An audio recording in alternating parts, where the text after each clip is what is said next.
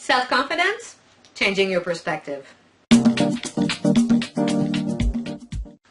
Good day, I'm Rachel Leduc, Ambassador for Women's Potential, and as promised in my previous blog, I will share with you the first step that I use to help build my self-confidence, which is to change my perspective. In the blogs to come, I will share number 2, which is to take action, and number 3, how to build on your self-confidence. But for today, we're going to start with how to change your perception of things, and I have 7 keys that I will share with you.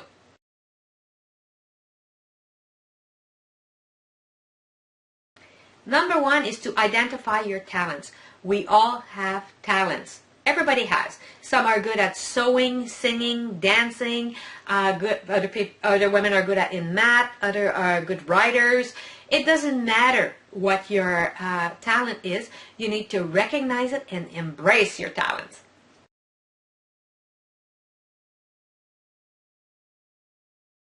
The second key is to take pride of your qualities. We all have phenomenal qualities. I know that one of my great quality, my good strength, is that I'm generous. That I'm recognized for that. I'm very, very generous. And there are so many other qualities out there that you could have. And I'm sure if you sit down and you make a list of all of the amazing qualities that you have, it will certainly help build your self-confidence. If you don't know where to start, go on Google and type qualities, and then you're going to have a list, and then you say, oh, this is me, this is me, this is me, and you will be totally amazed of how many beautiful and amazing qualities you have.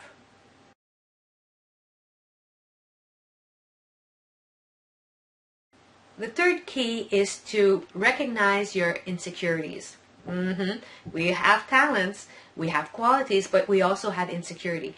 Mine, and I will share that with you in all humility, is that I'm always afraid of not being enough. So I'm afraid of not being good enough, or not giving enough, of not sharing enough. So that is my biggest insecurity. Sorry. So I don't know what yours is, but it's important that you stop and that you recognize it. Because once you know what it is, you're going to be able to work on it and change it. And that will help build your self-confidence. So you need to be aware of what your insecurities are.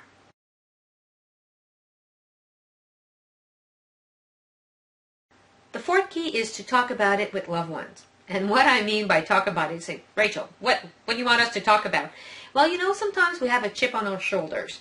Somebody did something that hurt us, or that we were not pleased with, and that we didn't like, or whatever. So whatever it is that is not positive for us, it's to go and see the person and talk about it and say it. You need to say it. And at the beginning, it's not going to be easy to go and see people that you love and say, listen, when you said this thing, it really hurt me, or when you did that, I felt unloved, or whatever it is. You need to say it. And by starting to say that at the beginning, it's going to be hard for you to find the words, but the more that you share with the loved ones, the easier it's going to be for you to share it and to say it, and then your self-confidence is going to build. How's that?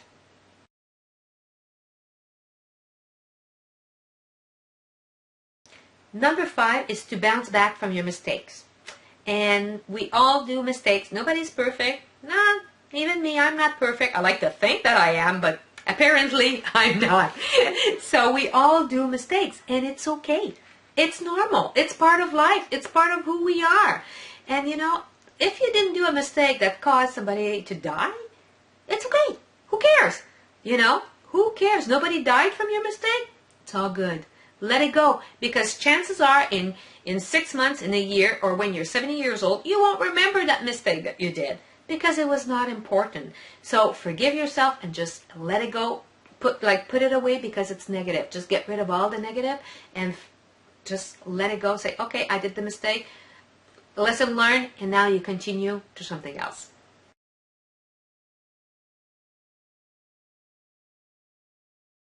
Number 6 is to adopt a positive mindset. It's important that every thought that you have in your head is positive. Keep in mind that in life there is balance. So there's always two. What I mean by that, there's black, there's white. There's red, there's blue. There's sadness, there's happiness. There's night, there's day. So when you have a negative thought, doesn't matter what it is, you need to start thinking of what's the positive of that thought.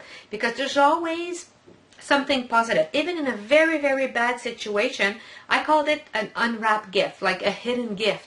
There's always a gift in the bad situation. We just need to figure out what it is. And sometimes when we're in it, we can't. We can't see it. But then you have to stop, take a deep breath, and okay, this is what's happening. I don't like it. It's negative.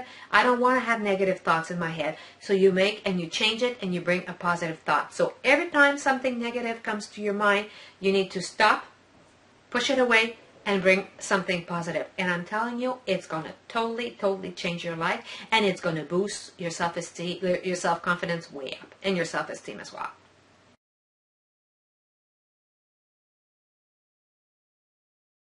The seventh key I feel is very, very, very important is not to compare yourself to others. It doesn't work. It doesn't work. You are unique, and so is the other person. Whatever works for that person will probably not work for you. Because if you have to embrace your uniqueness and your beauty and be who you are, who cares what the other person is? If you compare yourself to another human being, you're going to lose, for sure. For sure, because everybody is different.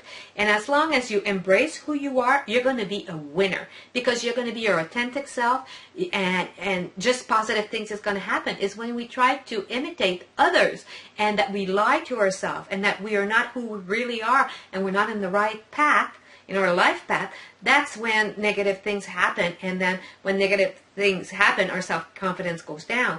But if you are authentic and you embrace the beautiful, amazing woman that you are, positive will come to you, and your self-confidence will just rise and rise and rise. And one day you'll say, oh my God, yes.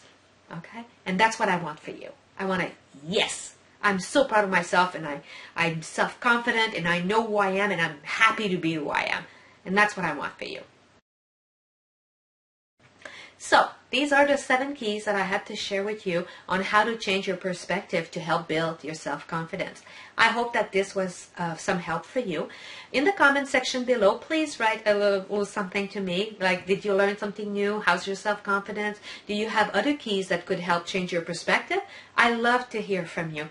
That is, when I read notes like that, the comments from amazing women like you, that is what motivates me to continue and to come up with ideas and to share who I am and what I do with you. If you'd like to have more information about self-confidence, self-esteem, values, how to transform your life, I invite you to click on the button below and to have a look at my program, The Keys for Personal Transformation. It is an amazing program. It's for 4 months, and it will totally, totally change your life and the way you see life as well. I'm Rachel Leduc, Ambassador for Women's Potential, wishing you an amazing week and telling you not to forget to live your life at your full potential. And we will be connecting real soon via video and in the weeks to come. And on that, I'm wishing you a beautiful, amazing week. Talk to you soon. Bye-bye.